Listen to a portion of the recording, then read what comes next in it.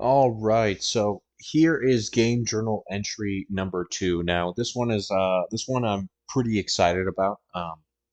Just the overall fact that it's going to be about a world that I've always loved, and that's the world of Harry Potter. So we're going to talk a little bit about Hogwarts Legacy. Um, Hogwarts Legacy was certainly, for my taste, a pretty good game. I will definitely, give it a seal of approval. If y'all have not played it, definitely go out and play it. It's a lot of fun. Um, but I will be honest about the game in quite a few areas. But don't let that deter you from playing the game because it is still very very fun and much better than those old PS3 or PS2 games. Now, I'll say the first couple ones were really fun. It's just when they got into those later iterations from the movies, it just turned into some weird first person shooter, and that was just an utter disaster. Probably why I never heard of those games being played is mostly because they just made it into a weird first person shooter. But to start with the story, I definitely felt that the story was really captivating. I think they did make it interesting. Obviously, with the whole you know uh, goblins and poachers, and then ultimately the negative side of the ancient magic that they really brought in. Now, this is something the ancient magic is just was just awesome. It's something we didn't really get to see at all in the books or the movies or however you want to think about that. It was something completely new. It was really fresh and it really added to the game, especially the animations or the finishers, if you will, of those ancient magic skills. Where it was just awesome, honestly, um, because each one of those spells or you know ancient magic things, if you will, were always definitely adding to the gameplay as well as adding to the aesthetic of combat and all of that. So I definitely think that they did well with that aspect, and also just having a kind of villain of sorts other than Ranrock was also interesting. It definitely made the story a little bit deeper, um, and the cutscenes were also really really cool. They were interesting. Now the voice acting on it was I would say par for the course. I mean, it wasn't really bad. It wasn't really good. It was just kind of there, as well as how they made the characters move when talking was a little disappointing, but all in all, it did serve the purpose of being able to essentially, understand what's going on in this world and understand how you fit into it. But definitely the idea of ancient magic and having this individual steal the emotions and feelings of people really played for an interesting story. So um again, sorry about the spoilers. This is going to be a big time spoiler channel, so um I'll try not to spoil it too much. Obviously, I'm not going to get into too much detail on everything, but there will be a lot of mechanics and also other storyline elements that I will touch on throughout the course of the channel. So bear in mind, but getting back onto the story, I think it definitely ended well, with just like the aspect of going and taking on Ranrock, and a guy who's just utterly strong and powerful. And but I guess I do have to say the final battle was a little bit of a letdown. Um, it just seemed too much like the other trials, that you were doing in the game, where you were finding all of this information out and understanding your ancient magic side. I just thought it was just a little bit too similar to those giant sentinel creatures that you kind of had to hit at the right time when they were having this aura of magic in their hands or something like that, where it was a specific color you had to hit that with the corresponding color of the spell that you were using. And yeah, I mean that was really cool when you saw it the first time. It happened like four more times after that, and then including the final battle, it almost felt like, wow, they just used the exact same kind of battle style or mechanic to continue through the game, and it just didn't really pose a lot of variability, and it was a little disappointing, but it would still, the way that it looked, the graphics of, and the were the character models of, Randrock during that time definitely looked really, really cool, but it just kind of came with the same mechanic, you know, beat beat them by, attacking that magic sphere with the right thing, and that's really all you needed. So that was a little bit disappointing, and you know, I would assume that that would happen, for those each of those trials, but I didn't expect it was going to happen in the final battle, which definitely made it a little bit less. Well, I should just a little bit more underwhelming. So, uh, yeah. So I would say the story definitely was interesting. It was definitely captivating. There was a lot of dialogue though that just didn't really feel important. Um, Especially when it comes from a situation where the dialogue and voice acting wasn't always the greatest in a game like this. I think it still served a good purpose, and definitely kind of told you the story of what you were doing well, and obviously also just giving you the option of kind of being the bad guy or being the good guy. So um, I think it did well on that front. Now, getting into the bad guy versus good guy thing, um, they and it's really hard for me to just really kind of just talk a lot of good things about this section, but I enjoy that they made play styles possible, but there really only was like two play styles. And for all of those that have played Hogwarts Legacy, I think you understand exactly what I'm talking about. There's only really two distinct play styles. One of those being a guy who doesn't use the dark arts, and then another one who does use the dark arts. So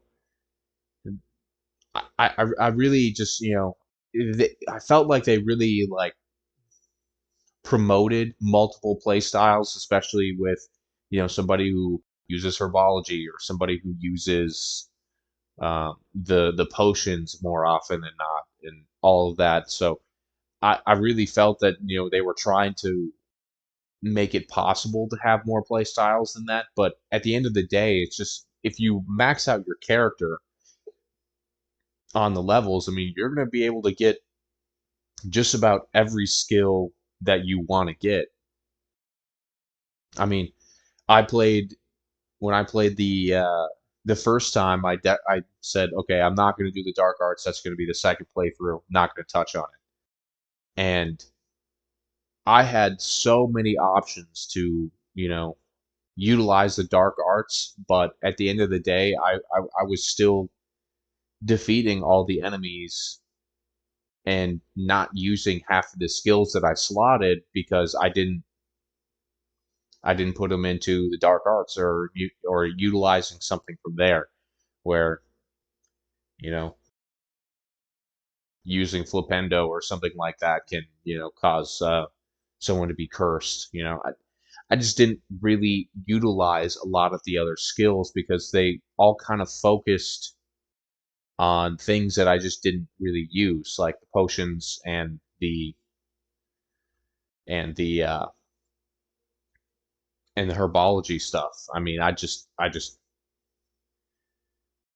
didn't really feel like there was a need for it. Plus, I'd rather run around, blocking spells and hitting people with spells and feeling like a badass like that instead of going into pulling out a mandrake or throwing that cabbage or a venomous tentaculum. I mean, there was only a select few times that I really did do that, and that was because I consciously thought about doing it just because I wanted to see what it would be like. And at the end of the day, I just didn't feel like it was as rewarding as it could have been had I just, hit a whole bunch of people with Accio and then Incendio or hit Confringo and all that kind of stuff. So I really feel that in the next iteration of this game, I really do hope that they add, you know, or just improve upon the skill tree that they do have. I think it was acceptable to have, the skill tree be the way that it was, where you kind of had to, be of a certain level or have a certain number of these skills already to go to the next tier. And I think they definitely kept some of the better mastery skills for later in the game, which makes sense. But overall, there are two distinct play styles. Uh, good guy. I mean, you can be a good guy in either one, but one of them just has the dark arts. So, I mean, you can pick dialogue options that don't like make you seem like a jerk, and instead you can just be a nice guy, but then run around the world hitting people with Crucio and Avada Kedavra. And yeah, so it was an interesting situation when I kind of went through, especially during my second playthrough when I was playing, you know, a dark arts kind of guy. I wanted to make a dark wizard, and it just felt like I was just doing the exact same things, but this time I had Avada Kedavra. So yeah, and I'll touch a little bit about the dark the dark spells a little bit later, but overall the two play styles were definitely a letdown because I felt like they advertised it being a lot more play styles and being able to play the way that you want to play, and it just ended up being the exact same thing the second time around, even when I was trying to specifically be different. So. Um, Definitely think they missed a little bit there. That's that's something that can always be improved for the future. So I definitely hope that they go out and for Hogwarts Legacy 2 or however they're going to make it.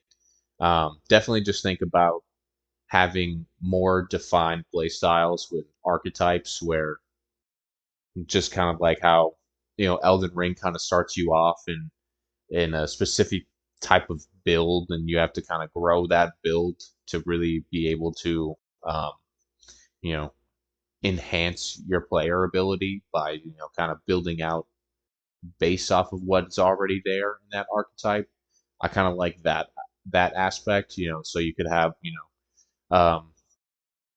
a defensive wizard that is really really good at Protego and have a bunch of skills with that coincide with that, or a nice or a very offensive, you know, build where defense is not really all as good. Maybe health is a little bit lower, but your attacks do a little bit more damage.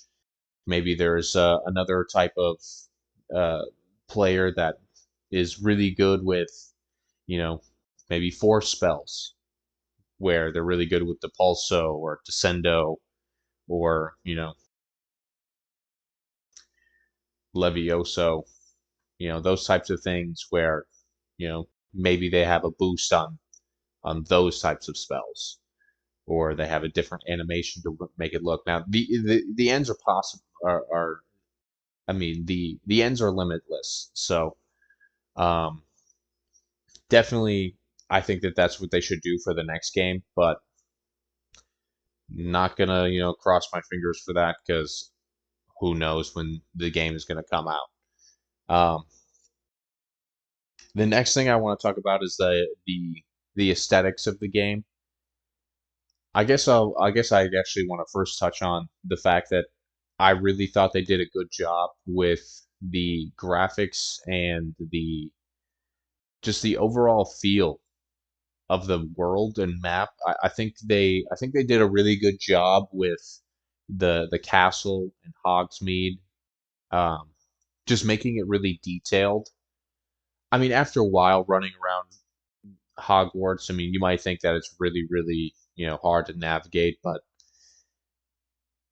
after a while, you kind of get the gist of where you need to go because there's not too many other areas that you can go in in Hogwarts. So you're kind of always kind of going around the same path, especially if you want to get outside and all that kind of stuff. So, um, but I gotta say they did really well with the detailing, the assets that they brought into the game.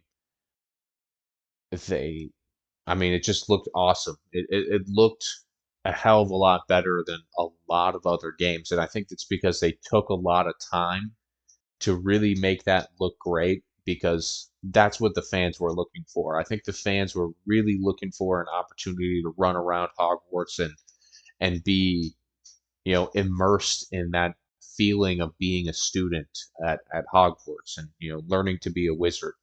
And touching on that, I really did wish that there were more classes to go to as missions. I just felt like a lot of them you went to once and you never had to go to again. So I kind of wish that there was a little bit more of kind of that learning curve in those spells. And I know it's going to slow down gameplay a lot, and players might get frustrated because they're not learning it right away. But just the overall way to learn a spell is just do a little mini game that was far too easy. Um, there really wasn't any difficulty to any of those mini games. So I think like having a couple extra steps in order to get that would be beneficial for the game and also just make it feel a little bit more rewarding to actually learn a new spell. Now, going back to the map, the rest of the world, obviously, I think the dungeons did well, or the goblin mines. Those were all very interesting and posed a lot of interesting little puzzles and challenges. I think they did really well with that, as well as just like overall, the puzzles around the world were all very interesting, and they all kind of utilized a different spell, which I thought was really cool. Um, just like the overall fact that there was a certain Merlin trial that had to use Flipendo, and you know, I don't know about y'all, but I never really used Flipendo. Even when I had the Dark Wizard thing, it just didn't really do any damage. Didn't see the point in just flipping a guy over a few times just to Accio him back and what use the same same stuff that I would have before. It really just made no sense to me. I mean, I know that they had to put it in there because Flipendo, obviously was huge in like the first Harry Potter games where they use, you could hear, I can just hear Harry right now saying Flipendo, Flipendo, all that kind of stuff. So I understand why they had to put it in the game, but it just did not feel like a viable spell, and there is quite a few of those. Um, but moving on, the map was very detailed. But I would say as you got further away from main points of interest, it did get a uh, little boring where you didn't really have too much going on besides the beasts, and those were all defined in a specific area, so you didn't really get to see them just throughout the world. To just kind of in an area. Um, but the next thing after that was um, the fact that there were walls. Those they weren't even invisible; they were quite visible once you got up to them, but uh, they just didn't really allow you to fly everywhere or go everywhere, which I thought was really really disappointing. Um, And maybe it was because of their subpar broom and flying mechanics, but I don't know. I specifically remember the community director or the designers of this game talking about how you see that mountain, you can go there. And it's like I tried going to that mountain, and I only got a quarter of the way up the mountain before I hit a wall. So why did you say I could go to that mountain? Doesn't really make a lot of sense. Doesn't really make a lot of sense at all. So um, beyond that, I think the map was somewhat cool.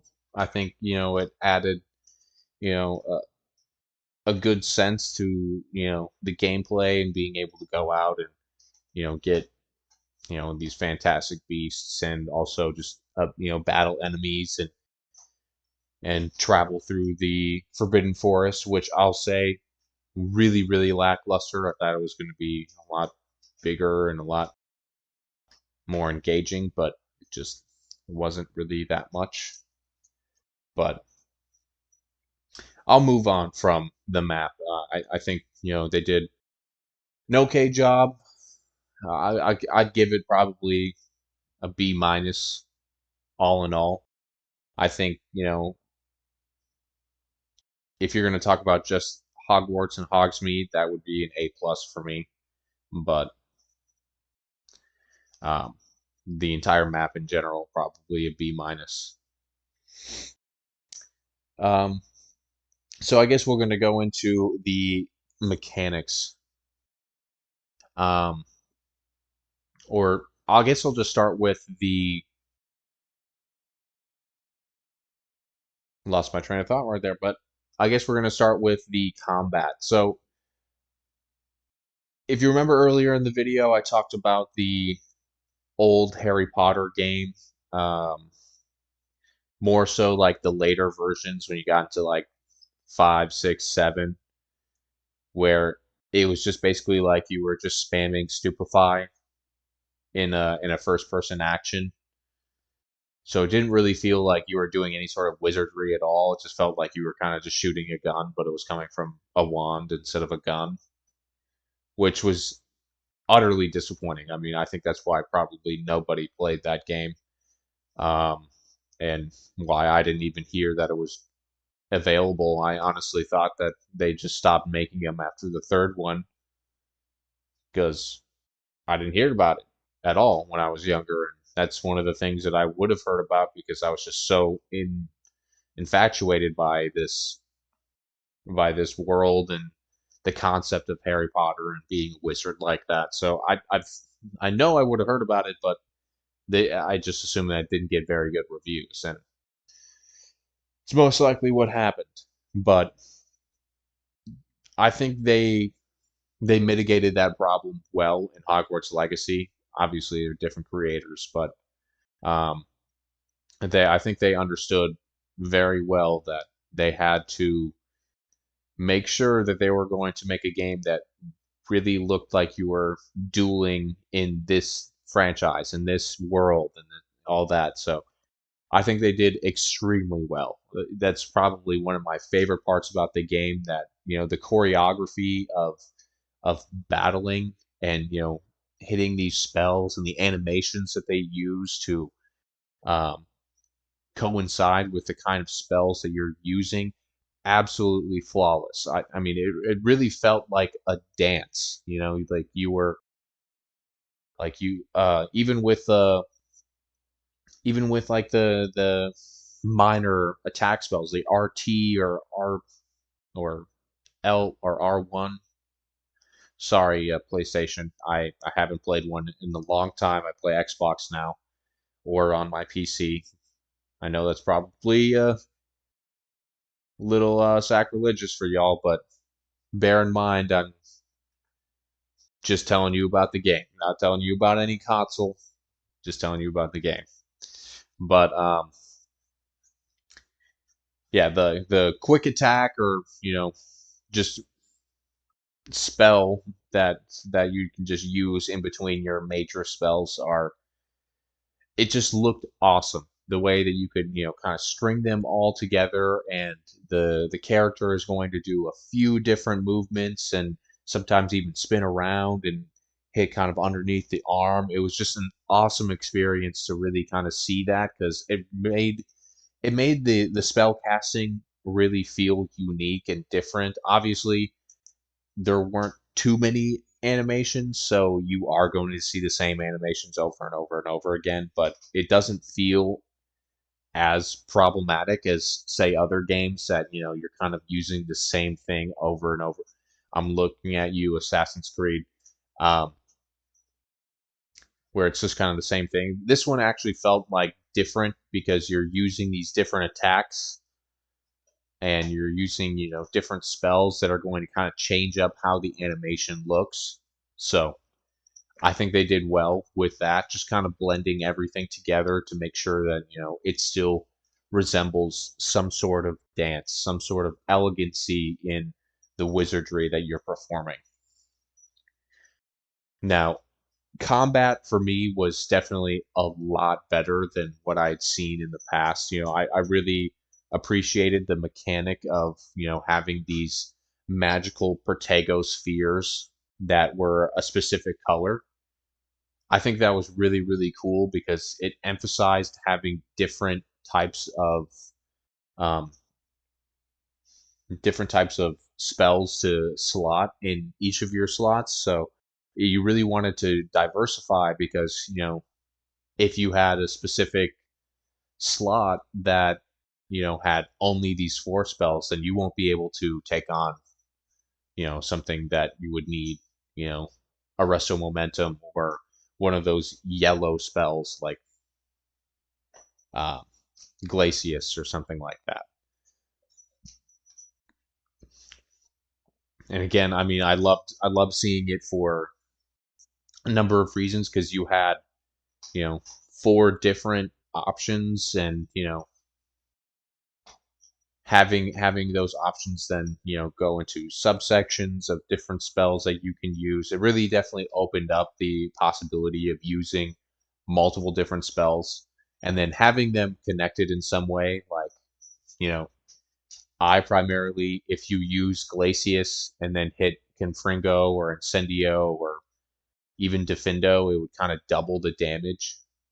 And I thought that those things, I thought that those things were really, really cool, really nice touch, and it definitely emphasized, having a combination in mind and keeping, these spells close together so that you can utilize them at on one person or one strong enemy or however.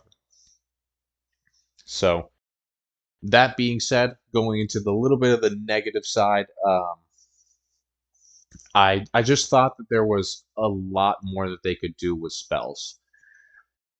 Um, Not saying that the spells that they had didn't work well and look cool and all of that. It's just more so the fact that um,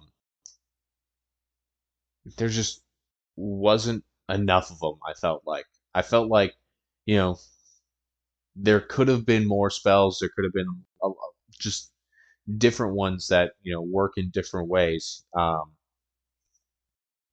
Especially one of them that I really wish that we had was Reducto. You hear the poachers, kind of saying expulso or reducto against against you, as well as Petrificus totalis. Now, I know you can use Petrificus totalis, but you're not using it in the same way. It's like in the sneak option, which I'll say it's not that it's not viable, it's just not as fun. Um, I didn't really care for the disillusionment charm. I didn't really feel like you needed it outside of one mission, and I'd rather just go in guns blazing every single time because I wanted to feel like a badass wizard. And that was the main aspect. Now, I think having more spells and just taking out some of the other utility spells. Now, I think they did well with Revelio. Having that slotted to the D-pad was really good because obviously you're using Revelio a lot. But beyond that, I mean, I'm thinking about the fact that Lumos could have done that same thing as well. There's not really a lot going on with Lumos. Most caves you go into or dungeons or mines, they're all pretty well lit, so you don't really need that unless you want to like the devil's snare, like you want to go down to an area that you can open up big chest, and then you need the devil's snare or whatever. You need Lumos for that. I just would have rather appreciated that spell not having to take up part of the slottable spell diamond and just me being able to click a button and have it be utilized because it's not really utilized anywhere else, but just having that capability would be much better. um, as well as like reparo and and reparo and Wingardium Leviosa. Now I don't even understand why they had Wingardium Leviosa in the game as like a normal slottable spell. Just specifically because if you use Accio and it gets close enough to you, it turns into Wingardium Leviosa, which I would have rather they just had some sort of mechanic or um, some sort of storyline addition to tell you or to teach you Wingardium Leviosa, and then it just tells you, oh, if you Accio, you can Wingardium Leviosa. Because like other than just like utilizing it on just a random like puzzle box thing, it just wasn't usable. Like you use Levioso for the combat, so like why have a slottable utility spell that can already be used by Accio? Doesn't really make a lot of sense. I just felt like there was a missed opportunity to add another spell, another maybe offensive spell that could be slotted in that sort of situation. So I don't know. For me personally, it was just kind of a letdown to have a whole bunch of utility spells, especially ones that weren't used that much because Reparo was very sparingly used. Felt like only at the start of the game and like the very ending of the game, I actually got to really notice Reparo being used, especially because like it was one of the coolest little cutscenes and animations in the game. I mean, obviously, having all of these pieces come back together was really cool. Um, Beyond that, the Lumos should have been, just on the D-pad somewhere or something like that. Same with Reparo and all that. Now going into the spells for the Room of Requirement. Now I really loved the Room of Requirement, and it had a lot of kind of like that sandbox element of being able to build whatever you really want in that. But I gotta tell you, I hate the fact that I have those three spells that I can't use outside of the Room of Requirement that basically force me to go change the spells in the menu screen just so I can utilize them in the room of requirement. Why wouldn't they just add an option where you kind of walk into the room of requirement and it gives you an extra spell diamond of the most utilized spells, which would be those three plus your little briefcase thing? Why would they force me to have that? It's just like maybe it's just some sort of perk that you can have for for the room of requirement. It's just some little thing that basically allows you to not have to slot, so you can just walk in there, and if you're like, I'm not feeling these walls or whatever, you can just scroll over to the new spell diamond that comes in that holds all of those spells, so you can utilize them. Again, I will say that would probably be the best option for this type of game. But in the long run, if you're going to make spells, have them be utilized throughout the world, not just in one area. I think that was probably the most frustrating thing is that you couldn't really do that kind of stuff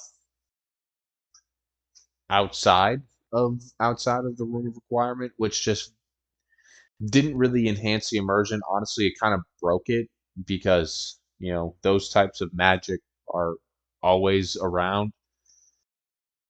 And I know someone could say, "Oh, well, you could, transfigure someone into a barrel or something or whatever."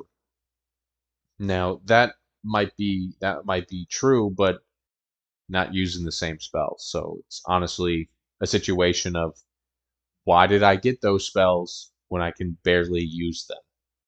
And it's that same thought process going back to those utility spells that just don't really get used that often. So I would, for the next one, if it were me, I would add more spells, more variability, and just kind of, if you have utility spells or, spells that are only going to work in a certain place, allow them to be pulled up in that certain place and not worried about elsewhere, as well as you don't have to go in and painfully change all the spells and then try to put them back in the order that you want them. It's just going to increase quality of life and just experience. Um, but moving on, I think everyone was super excited for this game for one main reason, and of course that was Quidditch. But unfortunately, they didn't have Quidditch in the game. I was a little upset by that. I think a lot of people were as well. It's real disappointing to have that not be in the game.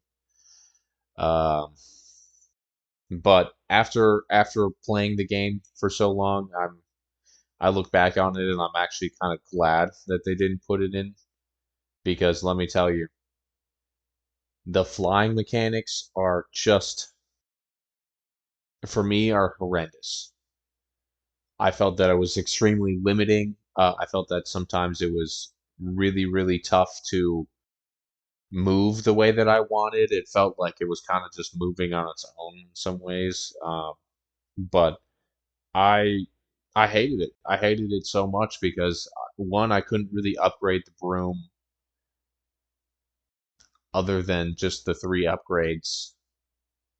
Um, all the brooms kind of looked a little wacky, a little bit too much for my taste. And also they just didn't really have that freedom feeling, like when you watch Harry and watch all like the movies or whatever and you see people flying around on brooms like they're flying at highest levels or they're flying, all over doing all these crazy things and you can't do any of that in Hogwarts Legacy. I mean, yeah, you can fly up real high, but you're going to go so much slower. You're going to lose out on your turbo or whatever it is. And it's just not going to be that fun. It's just not. And that was probably the most disappointing part of the game.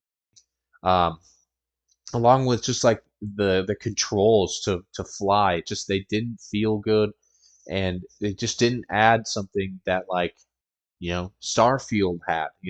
I talked about Starfield in the last one, but I love the flying mechanics there because it felt a lot more like you could control what you were doing. Hogwarts Legacy, however, you're kind of just limited to what the broom can do. And there's times where, I wanted to have like, had to, I wanted to kind of like drift the broom back and kind of like turn around and it just yeah, it does that, but it doesn't feel like I'm actually controlling it. So I'm glad. I'm glad that they just didn't have Quidditch in the game because I feel like it probably would have been pretty impossible to do. Um,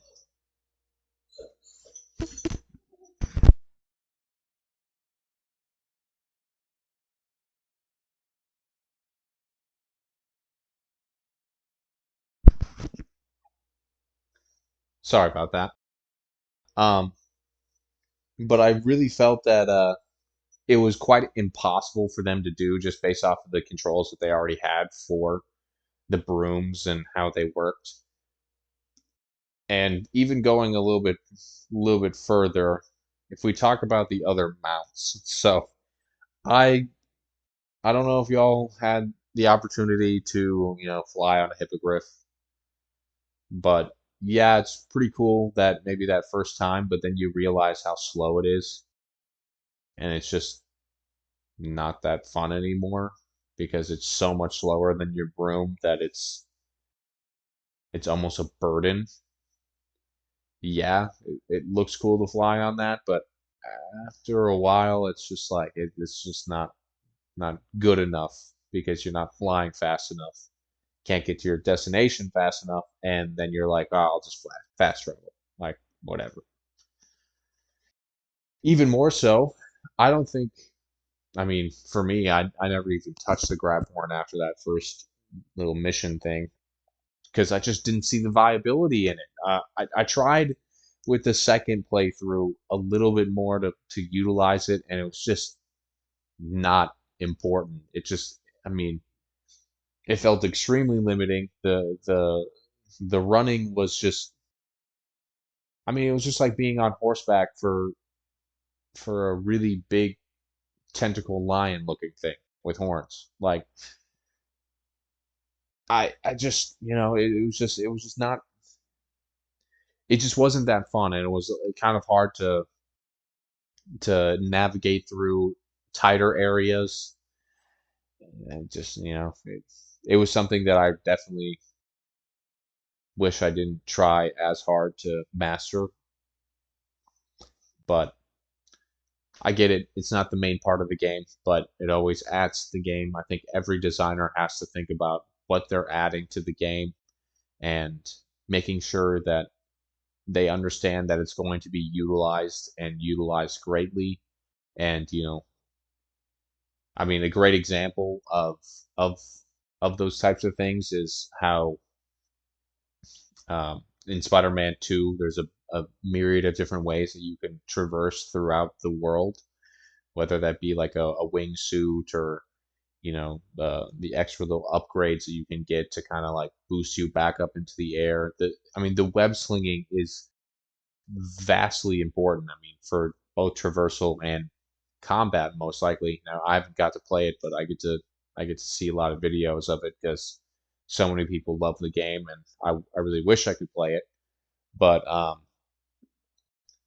those designers understood perfectly that this is going to be a major part of the game.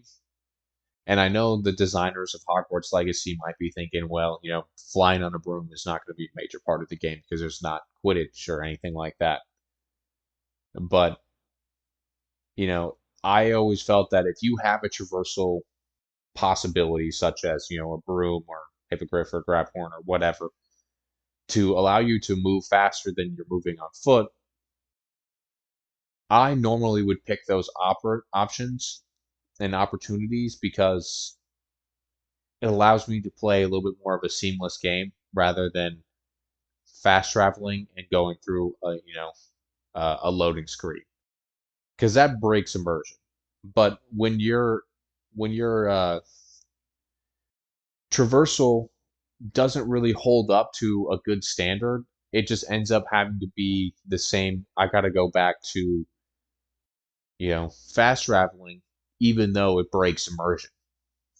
So that's definitely one thing to think about going forward is that if you have an option to travel around the world, make it extremely viable.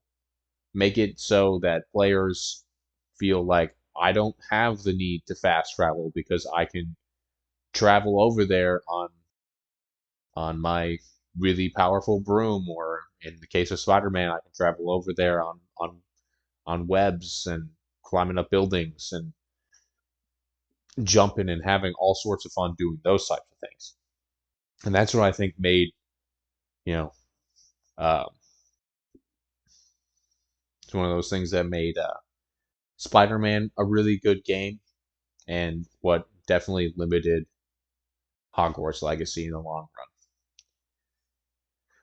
So let's think here.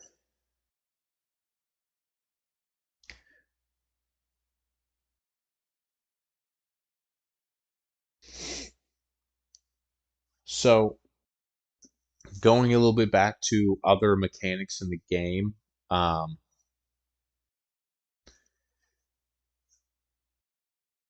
I guess I really did like how the mastery of the spells worked when you finally got those skills. It definitely added a huge element to the game. I think they did well with just improving combat slowly over time in the game, just making it a lot more fun and a lot more viable, especially against goblins using Incendio with that ring of fire. They definitely knew that it was a smart thing to do because those goblins are gonna hoard you. They're gonna they're gonna get they're gonna circle you around and they're gonna they're gonna try to kill you. So I think it was a good opportunity for them to utilize, those types of ideas and bring it to life by, having a mastery and doing all that. Same thing with, Accio and, being able to pick up multiple enemies and a bunch of other, spells that kind of do the same thing. That just allow more enemies to be utilized in the spell rather than just having to single out one. But think they did well with that. I also think they did well with the differentiation of enemies. Now, obviously, the trolls are really cool, but they're all kind of the same to me. I mean, it is what it is. But the uh, the the poachers, I think those are all pretty cool because there's always that one kind of brutish guy who's a little bit more tough than everybody else, but I thought they were a lot more fun because it allows for a lot more Protego Stupefy kind of um, sequences, and then I really liked the what they did with the goblins having kind of some of them be at range, others are trying to get up all up and close and melee.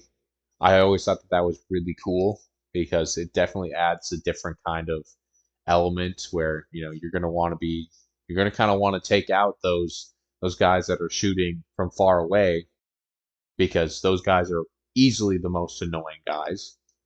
But I still enjoy it. I mean, they're annoying, but still enjoy the fact that they had them in there. And it is tough because you got all these guys running around trying to kill you quickly on the ground on foot, and then there's some guy up on a ledge that's just shooting at you that you don't quite know where it is right away, but he's there. So I think they did a really good job with just making sure that enemy types are different and varied and kind of make each battle sequence a little bit different. And let's see.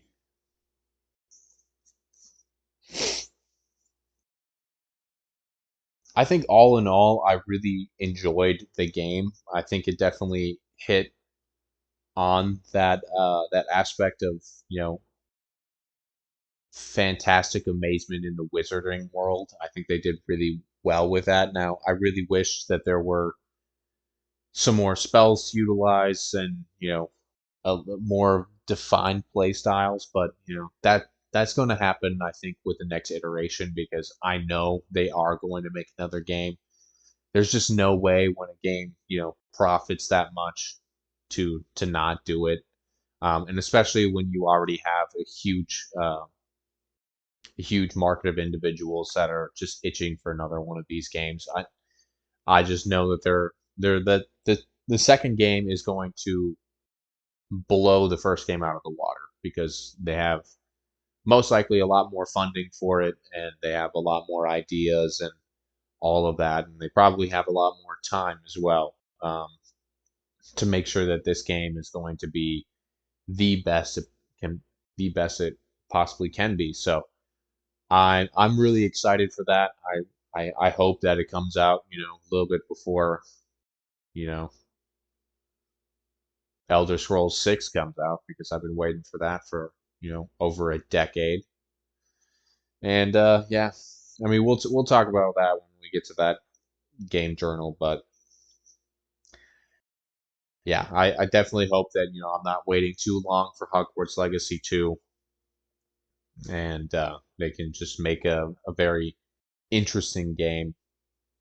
Especially I think it would be cool to kind of transition transition to like London or another big city in the UK, just to kind of have some a difference in what you're seeing, so you're not just so wrapped up in the magical world that you can also utilize magic of outside of that map area, and maybe you have to be a little bit more cautious and or sparing in how you use magic. Make sure that not anybody's really watching, and also it opens up possibilities for new areas that you can go to that are magically defined in a very Muggle world or no match. Honestly I gotta hate on that. I don't know why they chose to say no match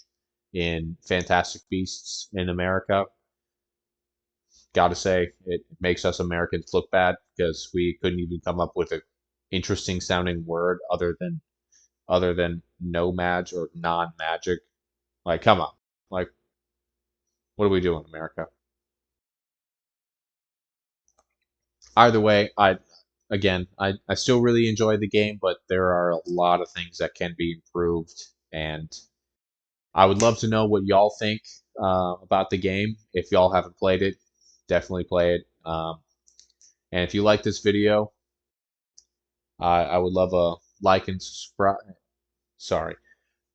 And if y'all really like this video um, and want me to continue keep doing these or anything else, just let me know in the comments. Give me a like, give me a subscribe, hit that subscribe button. And I hope y'all have a great day. And I'll be back with another another game to talk about, which that next one will be Hearthstone Battlegrounds. So hope to see you there. Y'all have a good one.